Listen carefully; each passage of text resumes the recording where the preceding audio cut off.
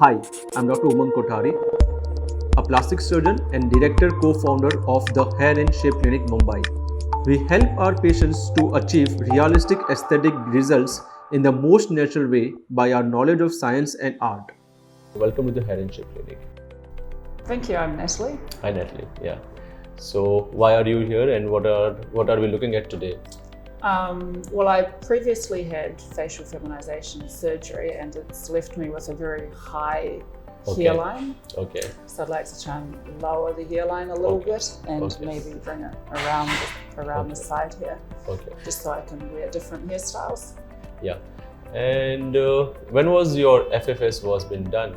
That was the FFS was done 2 years ago. 2 years ago. Yeah. And then recently I had a little bit extra touch-ups. Yeah. And that was how many days back? That was 1 week ago. Oh wow! Yeah. Oh wow! So you are healing well after that? You are recovering well? Yes, Any other problems for the post recovery time? Nothing. No. All good. Yeah.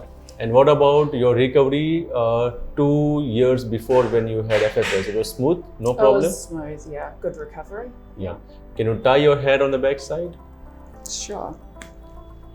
So we are looking for the changing the male pattern into the female pattern. That's the beauty of hair transplant, and in which we are measuring the central line, the lateral end of an eyebrow, and the male pupillary line.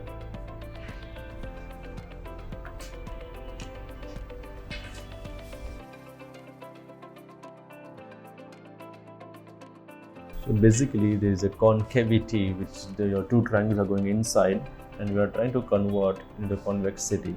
I'll show you how I'm planning. Okay. And we are going to put a high density hair transplant in this patch.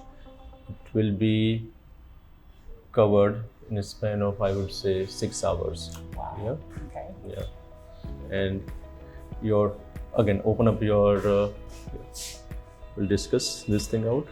Can you see your hairline? Yeah. Oh, yes, I see. Yeah.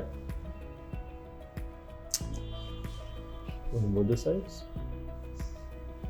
Yeah, you're happy with the hairline? I see, yeah, it looks great.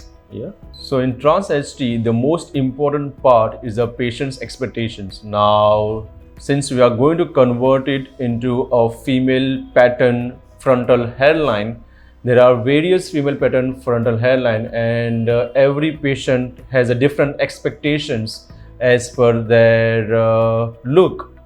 So there can be a different frontal hairline. Of course, this is going to be wavy. It's not going to be straight. It's going to come forward, backward like this.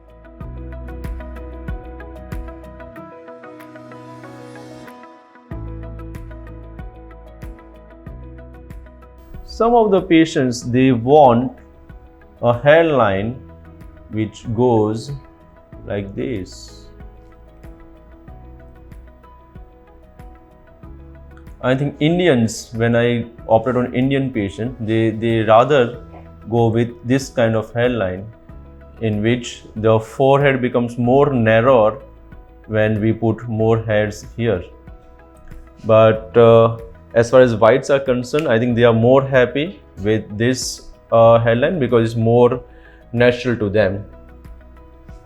And most of them are post FFS, so they don't require their forehead to be that much narrower. And of course, when we plant this, the requirement of graft goes on a higher side. So the duration of the surgery goes on the longer side. So what angle will you put the hair in so that it matches? Yeah, it's again a very valid question, because it's very much important to see your natural hair angles and to follow the same angulation. If I can do with this angle as per your natural hairline, as I go on the lateral side, I have to be more acute with the skin so that it fall back and it doesn't pop out on the sideways. Yeah. I see. When I'm operating the scars, I would rather put my hair into the deep tissue because the scar doesn't have a good blood supply. Or I try to keep my hair through the scar into the normal tissue. So when it grows through the scar, but the base is somewhere in the normal blood supplied area. so it grows as a normally. In the scar tissue of trying to implant, then there's a less chances of survival.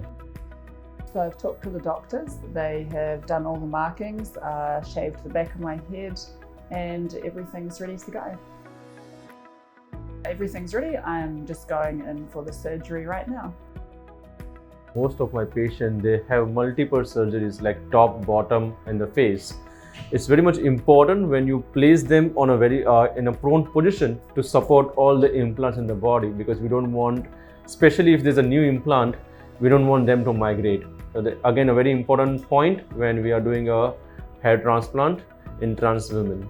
So I have started giving the local anesthesia. You can see the syringe, which is a 30 gauge needle, and there is a very minimal discomfort, I would say, rather than pain.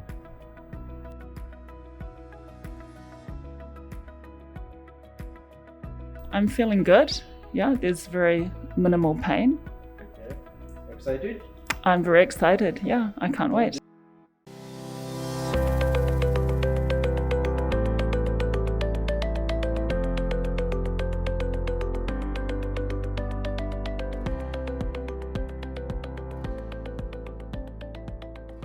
So we are done with the transplant, and how was the whole experience? It was really good. Really interesting.